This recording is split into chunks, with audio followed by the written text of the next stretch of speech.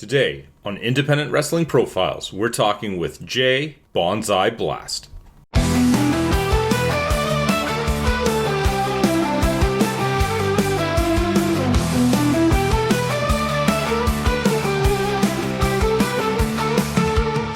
What is kind of like your earliest memory of discovering the industry of professional wrestling? So I was in the third grade and I was out for recess. I remember one of my friends had brought in WWE action figures. And luckily it was a Monday, so he brought them in. We started playing with them, and he goes, "Hey, you should go. You should watch Monday Night Raw tonight." So I brought it up to my parents because I was like 8 years old.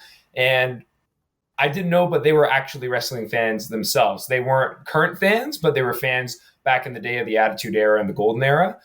So they were like, yeah, absolutely. So we put it on, and then the rest is history. I remember growing up watching wrestling with both my mom and my dad, and going to shows with them since I was like 8 years old. So that was really the start of how I actually got into wrestling. Friend at school, talked to my parents about it. They also loved wrestling, and then it kind of just spiraled from there. So I gotta ask, do you remember who the action figures were, like specifically, or no? There was a Kofi Kingston one for sure. There was a hunt. It was like one of those like the micro brawler ones. It was like the little figures. Uh-huh. Yeah, I vividly remember that. Okay, so you ask your parents. They're obviously supportive, which is fantastic, and they turn on Monday Night Raw for you. What is it about it that just grips you right away? Was there certain characters? Was it the showmanship of it? Like, what element really appealed to you when you saw it?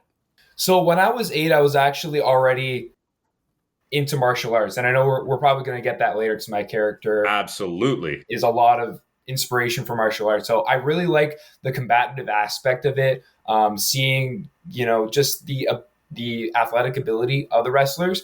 And one thing that I thought was really interesting is that I was actually more impressed by the fact that I knew that it was predetermined. I know that that's a little controversial in the sport, but that actually comforted me a little bit and allowed me to be more open-minded to what I was watching.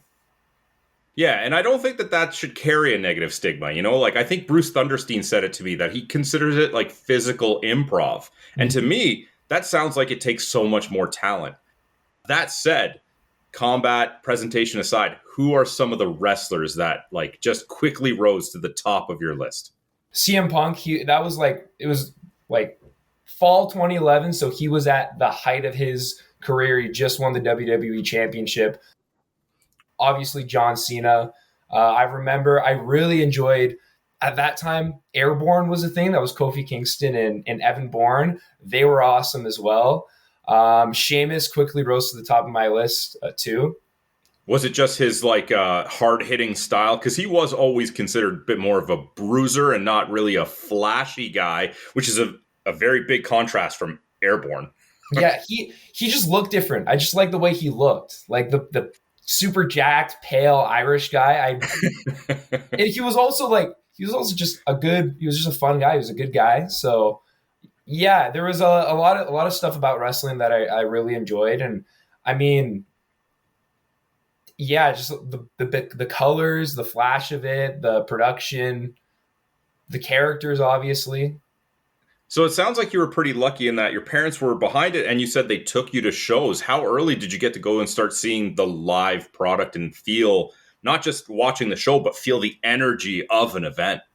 Yeah, so my first show was February 2012. It was either February or March. It was one of the Road to WrestleMania tours when they would go to like the Ricoh Coliseum in now Coca-Cola Coliseum in Toronto. That was my first show.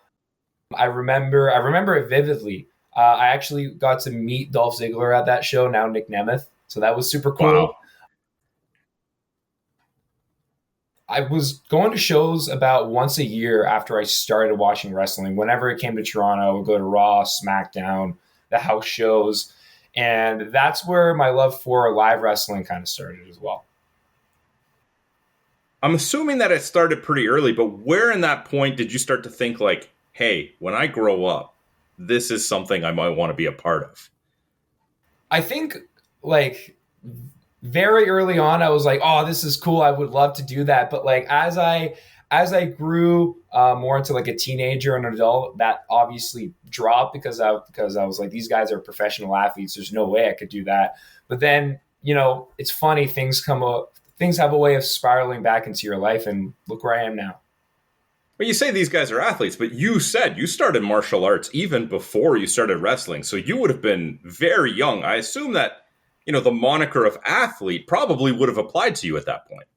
Yeah, but it wasn't anything like I wouldn't have viewed myself as anything as a professional athlete. I mean, I was athletic in the sense that I could run and jump and do all of these, karate moves and play sports, but I wasn't like your most natural athlete that you would see in the NHL, NBA.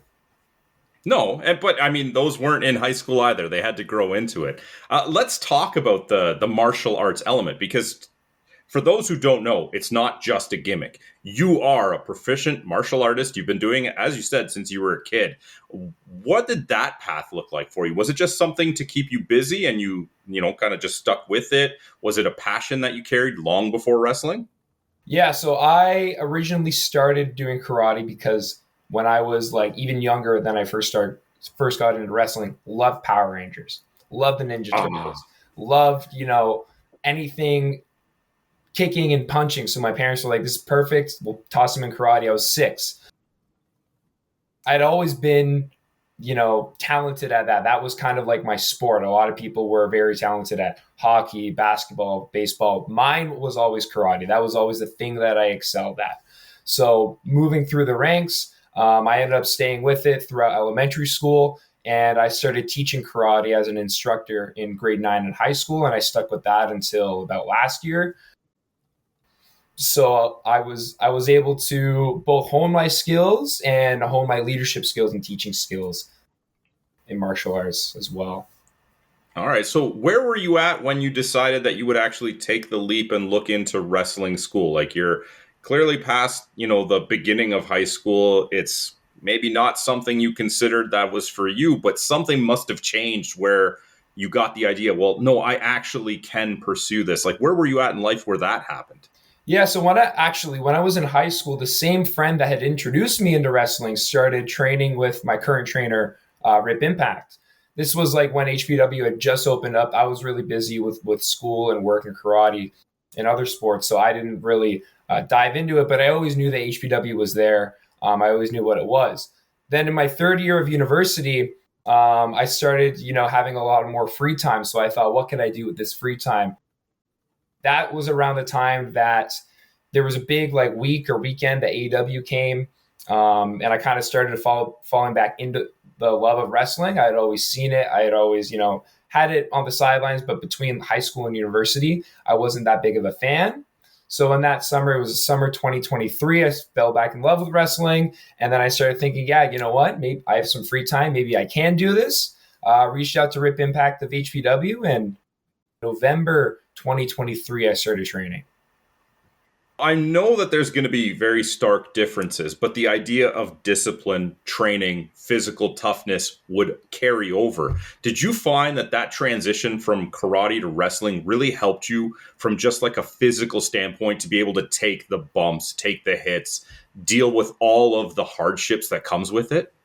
Oh, definitely. I mean, being in karate, you learn all about discipline, all about dedication. So as soon as I jumped into wrestling, there's a very similar idea of that. If you want to excel in wrestling, you've got to be very dedicated. You have to keep on going to class. You have to eat right. You have to train. And the ideas instilled in me through martial arts obviously translated to wrestling, as well as the fact that I already knew how to bump before I even stepped into a ring.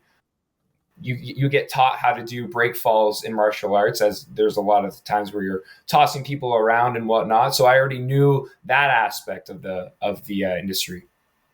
Did you have trouble balancing it all? Like, at this point, were you still teaching martial arts, doing wrestling training? You said you were in your third year of university, so I'm guessing you were still finishing up school. Like, was it difficult to juggle all of that, still find time, and have a chance to rest your body, I guess?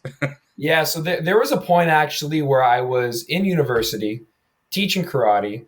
I had a part-time job at the university as well, and I was training. So that was one of the busiest moments of my life. Yeah. So I have to imagine that that can't be easy. Did you have any sort of like support system? It sounds like your parents were very much fans of wrestling, maybe peers in the class. Like, where do you turn to when you just need that extra little bit of motivation, that boost to keep you going? Yeah, I was really lucky that I quickly got a good relationship with the people in my class for at HPW, along with the people outside of my class. There's a lot of people who were around my age. So I found that comforting as well. And I was able to talk to them and build those relationships fairly quickly. All right. So how long are you training before you actually start getting the tap on the shoulder for competing in a match?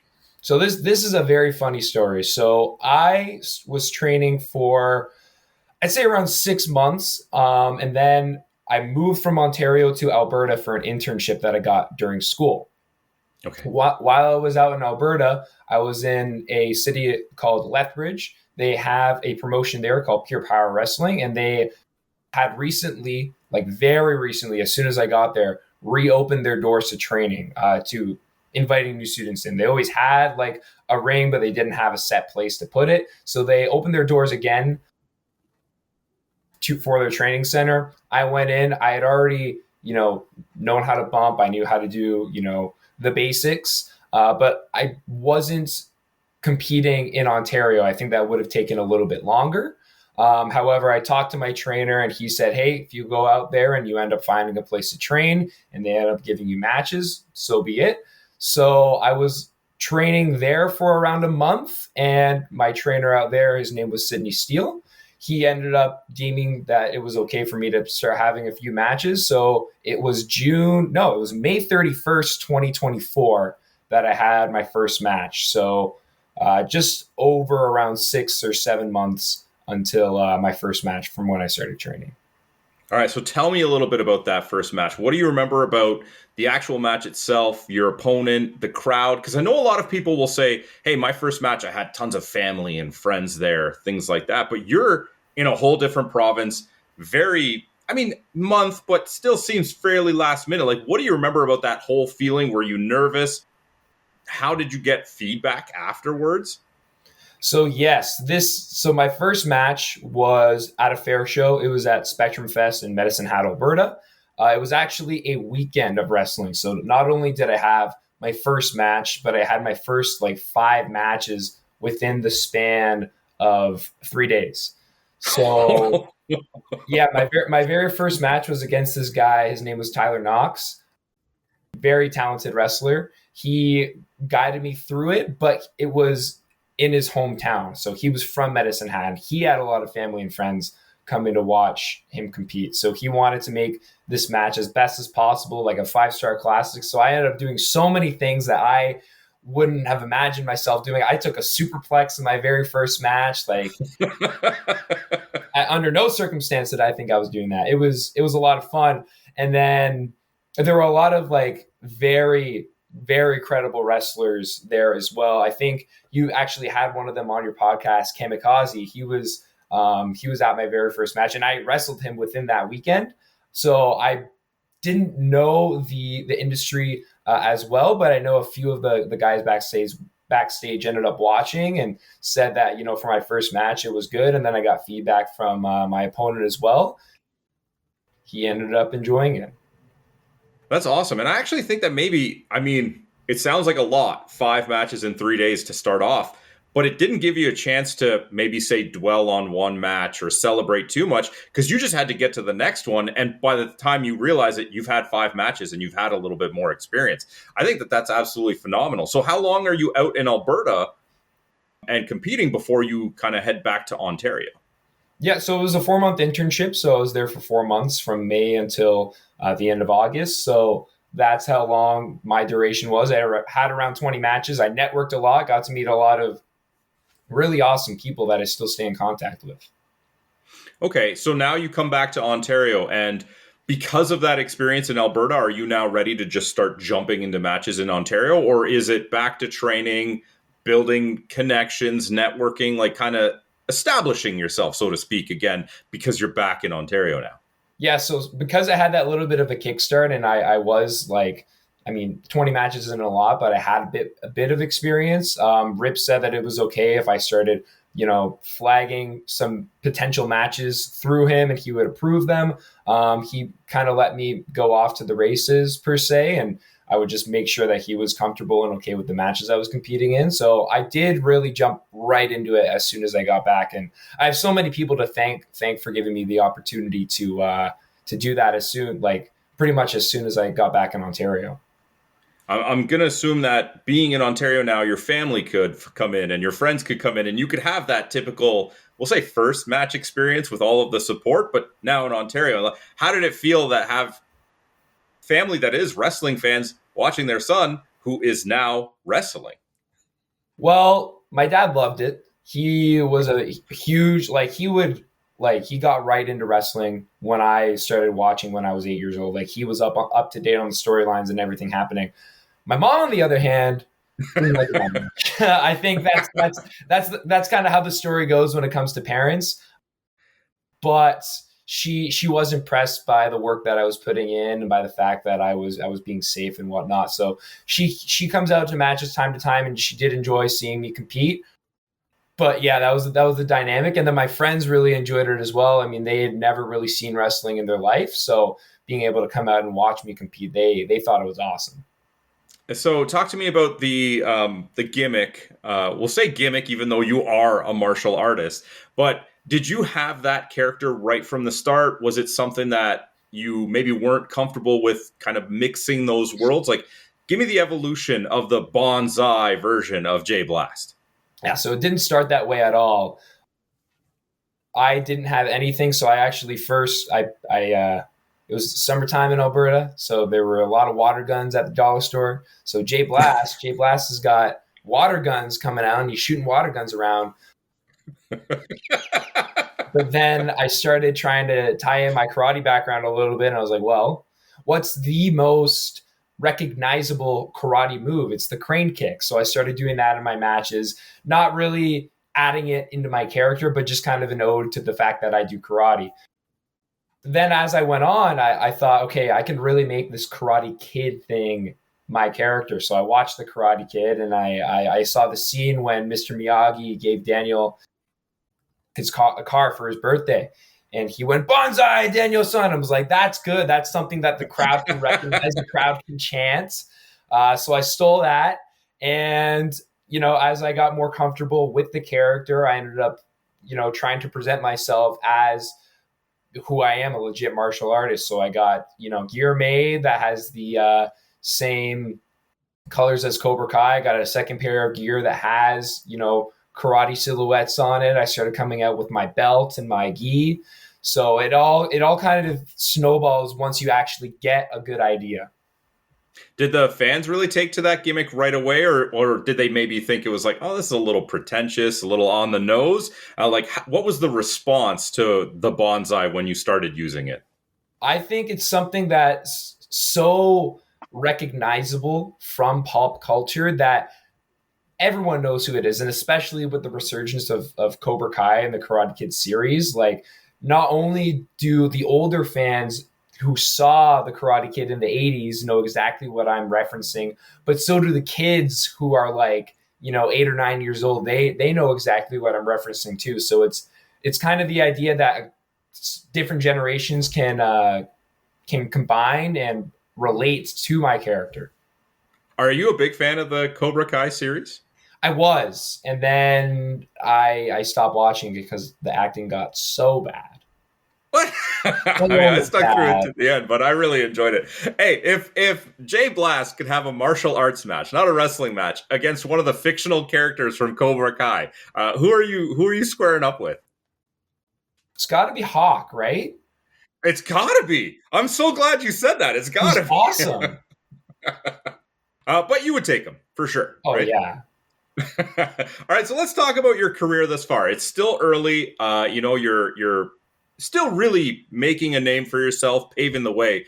But what are some of the highlights that really stand out to you so far? Whether they be matches, maybe getting to listen to somebody in the locker room who just really speaks to you about the industry well, or fan interactions that just really like, kind of humble you and kind of ground you and make you remember why you're doing, like, what really stands out when you think about your wrestling career thus far? Oh man, there's so many. I think the one that sticks out to me the most is the fact that I got to go back to Alberta a year later once I had actually honed my skills and developed this character. I went out there and reacquainted myself with so many of the people that I had met a year prior, but I had so much improvement that I was thrown into the storyline with Sydney Steele, who I got really close with. I mean, we would ride every weekend together when I was in Alberta for the first time to different places. And then they brought me back in, and I got to team with Al Snow. I mean, that was the Wow. first big opportunity that I was given by a promotion. And I mean, that blew me away. The fact that I was, deemed on this level to help draw fans, help bring people in to watch the show. That spoke a lot to me. Match wise, I mean, my matches. There's so many matches that I love. I mean, I had a match with Gabriel Fuerza this year. That was probably one of my favorite matches. The match with Tarek I had in that same weekend, again, one of my favorite matches. And there were so many people that I would look up to and that became mentors to me that I would now call my friends that I've wrestled against and worked with. I mean, so many relationships built, so many lessons learned, and I couldn't be more like blown away. The fact that after a year and a half, I started training 2 years ago, right? And after a year and a half of being in the industry, the level I'm at now, I would have never expected it. Do you ever have any like moments where it's a little bit tough to not be starstruck? Like, because I imagine, if I'm watching wrestling on TV, and I did watch during the Attitude Era, being an old man, and got to see Al Snow on television every week. But then if I was to actually go into the locker room and be able to talk with him and converse with him and have a match with him, I feel like it would be kind of hard to stay professional the entire time, because the inside, like there's still a fan inside of you that's probably like, just like so excited for that. Like, do you ever have these surreal moments where you're like, I can't believe I'm a wrestler, but I also can't believe I'm wrestling with these people. I'm Yeah, I sharing a mean, locker room with them. it's yeah, you get a little bit of like an imposter syndrome almost. I mean, there are moments where I will be on a show that has a name on it, and I'll see the name walk in, and like my stomach will drop, like my heart will sink, and it's like it feels so weird to me that I'm sharing a locker room with these people that I've watched on TV, that I see on the internet, that I see clips of, and I look up to. And then you end up talking to them, and they're just normal people, just like you and me, just like us having this conversation. I could have the same one with them. So you start to realize the more you see the people that you look up to, that they're just normal people that want to help you just as much as you look up to them. Yeah, I think that's the nice thing about the independent industry specifically, is that all I've ever come across is like nice, humble personalities. And it really just puts away that idea of like never meet your heroes, because everybody is just so fantastic. Talk to me about what you want to do moving forward. I know everybody will be like, hey, I want to have a contract, or I want to have this, 10-year career, 20-year career, whatever. But like, what do you want to do in the immediate future? Where do you want to wrestle? What companies do you want to work for? Who do you want to square up with still? I think that's a really good question because I like to take my career into little bite-sized pieces. I think looking at the big picture is too like I don't want to get over ambitious with myself. So looking at the little steps that I can take in the immediate future is going to be it's going to be good for me. So I think within the next year or so, I want to wrestle a lot more in the US. There's a lot of promotions out there across the border that they have a lot of really good talents, and they have a lot of people that I want to wrestle. I mean, like name specifically one guy that I met really recently that I would love to. I mean, I did get the chance to step in the ring with, but I would like to step in the ring one on one is Adam Wacker. I think he's great. I know you think he's great as well. He's from the US scene, and I think he's really good. Another match that I haven't yet had is a match with Mike Forte. He's one I want to step in the ring with as well. Another one. would be Von Vertigo. I mean, the guy is everywhere. You see him in the US, you see him in the UK, you see him in Canada. He's really making a name for himself, and he's another one of the guys that I look up to that I've been able to, share the locker room with and get some information from him and learn from him. So I would love to mix it up with him as well. Have you only done Alberta and Ontario, or have you hit other provinces so far? I've wrestled in Alberta, Ontario, BC, and Nova Scotia, and then recently I wrestled in Buffalo, so the US. Oh, okay. So now maybe you can work your way all across every province and then start working your way down. That would be fantastic. Yeah, my goal is to wrestle in every province, so that would be really cool. Fantastic. And I'm assuming that that's mostly done through networking, right? Like meeting people who maybe you're in Ontario for a match and then you move out there. Like, what's the most challenging part of getting your name out to, like, we'll say a zone or region that you have never been to yet? So the hardest part, I think, is getting those connections. And when that can only be done over time, right? You'll see someone one day and then it's just reaffirming that connection, seeing them again, talking to them again, not being afraid of talking to them. I feel like personability is a big thing, and you really have to step outside of the this is a promoter and I'm a wrestler. You just have to look at it as we are two people talking to each other. And I think that's kind of how I got a good relationship with a promoter and very well-known wrestler out west, Vance, Nevada. I mean, I've just kind of talked one-on-one with him, and we were able to connect, and we have a good connection. I asked him for advice, and he's gotten me on a few shows. So that's one example of just stepping outside of, your typical roles and just looking at someone as a person. All right, so I'm going to do the cliche 101 wrestling interview thing that I do on every episode and ask you, who is the dream opponent that is lacing up the boots today? It doesn't have to be something that you justify. It doesn't have to make sense. I'm a fan of putting things out into the universe. So if I could write a magic contract that says tomorrow you are wrestling anyone, who would it be and why? I think it's obvious. Speedball Mike Bailey. He's my biggest wrestling inspiration. Like, as soon as I saw him, I'm like, I need to learn everything that he does, in his matches, psychology wise. I mean, you can see it in my matches as well. There's a lot of things that I've taken inspiration from him, and I've had the opportunity to learn from him and meet him as well. And I think the cool thing about my dream match is I believe that it's very possible that it can happen one day, and I would love for it to happen. Well, I mean, that's the thing about wrestling. Things happen every day where you just have to say, like, you never know, right? You just never know. So, honestly, Speedball Mike Bailey, I kind of had an idea in the back of my mind that was going to be the answer, but I didn't know if maybe you would be, like, too similar, where you're like, oh, I'd rather be like a tag team with him where we're, two martial artists, which, I mean, would be kind of cool too, I guess. So talk to me about what you do outside of the ring. Like, it sounds like you're a pretty busy guy, but do you have any sort of hobbies outside of wrestling that need to just kind of, step away, recharge the batteries? Just kind of like, what do you like to do for fun?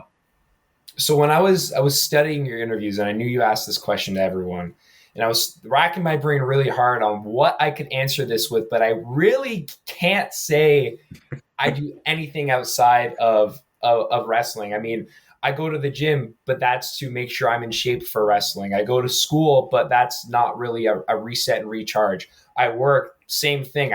Everyone's got to work, and then I wrestle. Those are the things that I do for my life: work, wrestle, school, and gym, and that's about it.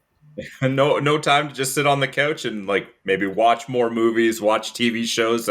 I know I'll still go back and watch old Ninja Turtles episodes if I have the opportunity. So I don't know. Well, if I get the time, I'll sit down and I'll watch a show. But I wouldn't really call that a hobby. I would just say that's leisure time. If you had an opportunity to give somebody a piece of advice, a young version of yourself, or somebody who's just thinking about getting into wrestling today, what's the most important thing that would have helped you to hear early in your career that might help them today? Work ethic. That's 100% the thing that I preach. That's what my whole life has been built around. Everything I do, I know it's cliche to say, but everything I do, I put 100% of my effort in. You'll never see something that has half effort, 75%. I will try my best to give, everything I can to succeed in life. And I think that's something that if everyone takes away, you really can do everything. I mean, people say that luck is a thing. I don't believe in luck. I think you get lucky because of the things that you do. Yeah, I think I've said it a few times recently. Opportunity presents itself to those who present themselves to opportunity, right? Like there is a portion of luck, but you have to make it so that it can reach you, I think. I think that that's fairly out of it. All right. So before we sign out, can you just let people know once again who you are and where they can find you online if they want to keep up to date with what you got coming up?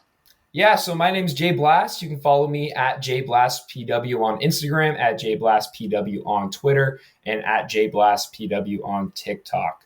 You can see me around the Ontario independent scene, or you can see me hopefully outside of it very shortly. Thank you so much for doing this, man. I really appreciate it. Yeah, no problem. Thank you. Thank you for tuning in to Independent Wrestling Profiles. Please help out the show if you can with a like, subscription, or review. We'll see you next time.